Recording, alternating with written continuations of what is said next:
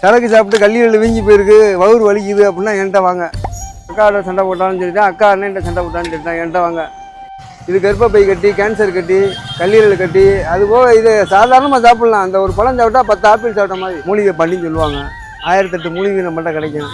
இன்னும் 16 சாதம், பரண்டை சாதம், முசுமுசுக்கு சாதம், முடக்காத்தான் சாதம், அம்மன் பத்திரிச்சி சாதம், முடவாட்டு கிழங்கு சாதம், கரிசலாங்கண்ணி சாதம், ஆவாரம்பூ தோசை இன்னைக்கு போட்டிருக்கு, நாளைக்கு போடுவோம். இது வந்து வெந்தய களி, வெந்தயத்தை தணிக்கிறதுக்கு, சூடை தணிக்கிறதுக்கு, சூடாக தான் இருக்குது. அதனால் இதை அரைச்சி 3 நாளைக்கு குடித்தா அந்த பூச்சி செத்து வெளியே வந்துடும். அப்புறம் அணுக்களை வந்து வேலையாகி குழந்தை உண்டாயிடும்.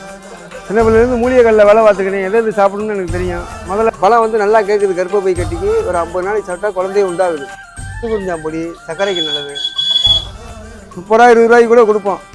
காலைல 9 மணிலேருந்து 2 மணி வரைக்கும். லொக்கேஷன் பார்த்தீங்கன்னா மதுரை டிஸ்ட்ரிக்ட் பின்னாடி தான் இருக்குது மக்களே.